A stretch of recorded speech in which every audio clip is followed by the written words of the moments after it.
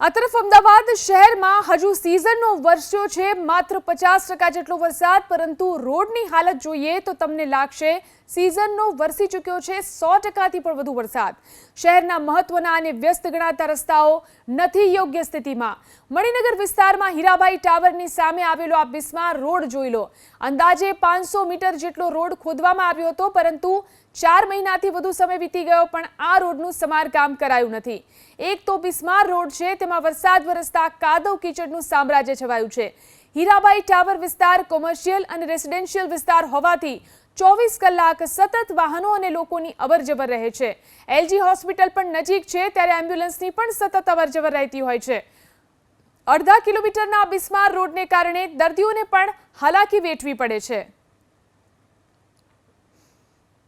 અમદાવાદ શહેરમાં વરસાદ પછી રસ્તાઓની હાલત દયનીય બની જાય છે।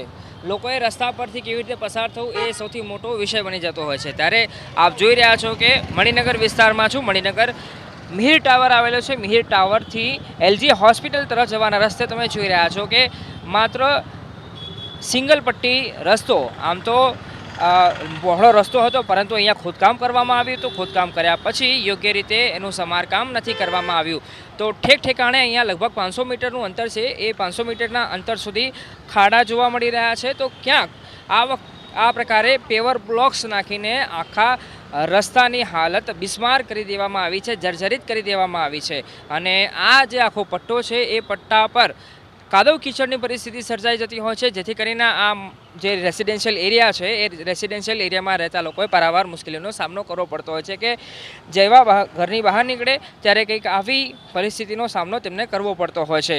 લાંબો સમય થઈ ગયો તેમ છતાંય અહીંયા કોઈ પણ પ્રકારની ઠોસ કાર્યવાહી નથી કરવામાં આવી। આપ જોઈ રહ્યા છો કે કાયદેસરનો રીતસરનો પહેલાં રસ્તો હતો, પણ કામગીરી માટે આ રસ્તો ખોદવામાં આવ્યો અને એ રસ્તો ખોદ્યા પછી એનું સમારકામ ઠીકથી નથી કરવામાં આવ્યું, જેના કારણે જાણે આ પાર્કિંગ સ્ટેન્ડ બની ગયું હોય એ પ્રકારની તસવીર, એ પ્રકારના દ્રશ્યો હાલ જોવા મળી રહ્યા છે। એટલે વરસાદ પૂરો થાય, વરસાદની મોસમ આવતી હોય છે, ત્યારે અમદાવાદવાસીઓએ જાણે હવે તો આ પ્રકારની પરિસ્થિતિ સહન કરવા તૈયાર રહેવું પડે એવી હાલ પરિસ્થિતિ અને તસવીરો જોવા મળી રહી છે। કેમ કે વરસાદની મોસમ આવતી હોય છે ત્યારે અનેક જગ્યા પર રસ્તાઓની હાલત બગડી જતી હોય છે, જેથી લોકોએ પારાવાર મુશ્કેલી ભોગવવાનો વારો આવી રહ્યો છે। કેમેરા પર્સન મલિક દવે સાથે અર્પિત દરજી, એબીપી સ્મિતા, અમદાવાદ। 6 મહિનાથી આ રસ્તો બિલકુલ બિસ્માર હાલતમાં છે અને અહીંયા એક્સિડન્ટ થવાનો પૂરેપૂરો 100% ચાન્સ છે।